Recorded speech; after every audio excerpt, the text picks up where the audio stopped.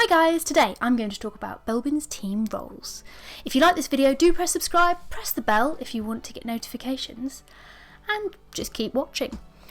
Today I'm going to talk about Raymond Meredith Belbin and his team roles. He was born in 1926 and is actually still alive. He worked across England, America, Sweden for the Organisation of Economic Cooperation and Development.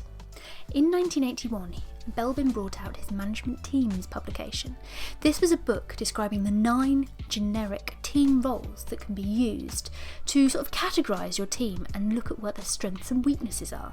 These can also be called the team inventories. It's a tool to use when you're building up a team so that you can see if you've got people of all the different types, because that will make a well-balanced team. So, the 9 team roles are plant, resource investigator, coordinator, shaper, monitor evaluator, team worker, implementer, completer finisher, and specialist. Not going to lie, I didn't think I was going to remember all 9 of them. Let's go through Belbin's team roles. Firstly, you have a specialist. The specialist is somebody who's really good at, hopefully, a thing that you actually need to get done as part of your project or whatever it is your team is doing.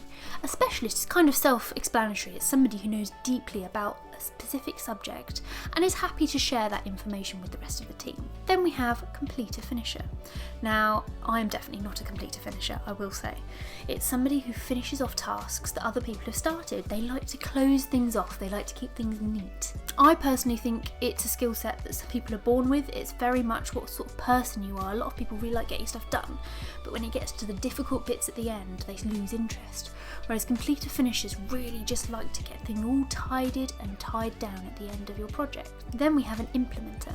Now, an implementer may be less good at initiating tasks, finishing tasks, or coming up with good ideas, but they're very good when they're given a task and they'll just crack on. We all know implementers. They're people who get things done. You can obviously be an implementer as well as an ideas person, but the implementer skill set is very clearly somebody who makes stuff happen, who makes sure that things keep moving ahead on track and going on. Team worker is next. They quite often are people pleasers. They tie people together, they talk to everyone, they make sure that everyone understands what's going on and that they're connected to each other. But the problem with being a people pleaser is that you can't please everyone, and sometimes it's hard to make decisions because you know that you're going to upset someone by just getting stuff done. And this is why a team worker works really well with the other roles, making sure that decisions happen, but also they do the communication that possibly roles like the plant and the specialist don't always do. Monitor evaluator. Now, these are basically the project assurance. They're the people who come in and look at what's going on, and they're logical and critical. They assess it and go, this could be done better, or this is done a bit too much of this, you need to do less of that. They really look at things critically and non-emotionally. They're very logical. They also dampen down people like the plant. They make sure people like the completer finishers don't do too much finishing off, because sometimes with the completer finishers they'll keep working on something even though it's kind of done. Then we have the shaper. The shaper looks at obstacles and thinks, that's a challenge I'm willing to accept. They're the people that make stuff happen at the beginning. They have ideas, they push things along.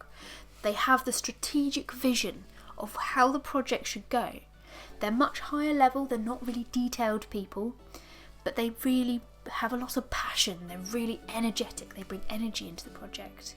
But also they can be a bit temperamental, they can be a bit over energetic, they can push things forward too much, sometimes not stopping to make decisions carefully. This is a good role that needs like the monitor evaluator to slow them down, the completer finisher to say, look, we're done now, let's stop. They need people like the implementer to get the actual work done, because sometimes they get too excited to actually get the work done. They just want to look at the strategy and go, let's do the thing. Then we have the coordinator. Now, this is another one that is just what it says on the tin.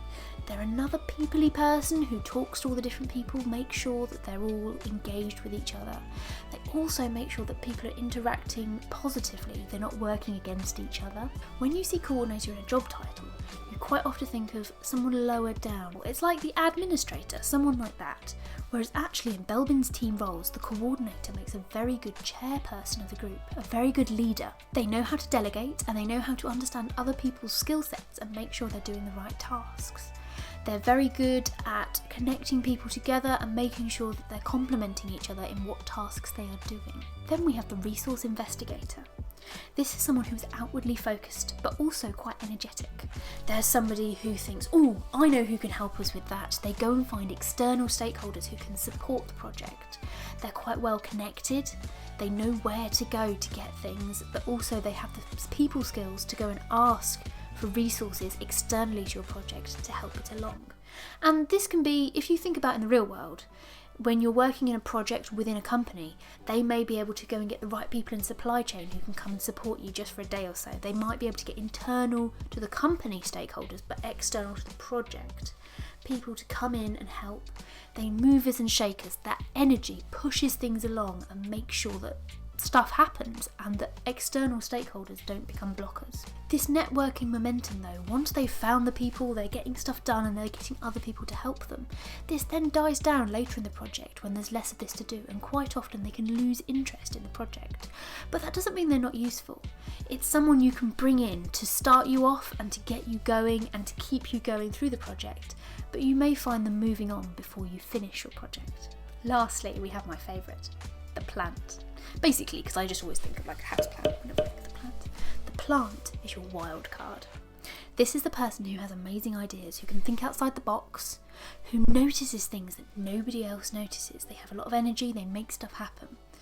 But they need to be organised. They need to have the coordinator to hold them down. They need to have the completer finisher to make sure their tasks get finished, because they'll be off onto the next one before they've finished what they're doing. They need to have the monitor evaluator there to make sure what they're doing is actually toward the project's goal. I've talked previously about project business cases.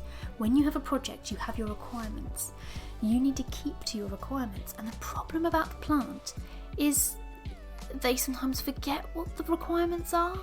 The plant is just interested in what's exciting, and often it will be to do with the project, but they need other people to hone them in and make sure that what they're trying to get to happen is actually to do with the project. So, where might you see this in the real world? Generally, Belbin is seen in management outreach days, things like that. I'm personally not overly into it. I think it gives you a bit of a thinking process around your team, but actually it's only useful in a very small amount of time, and then you just want to get on with the project. You may find that you and your team are asked to do a quiz to see which attributes each member has and to make sure you're balanced out. When you do one of these quizzes, you won't come out as just one of the attributes. You'll come out as a mix of some of them or all of them.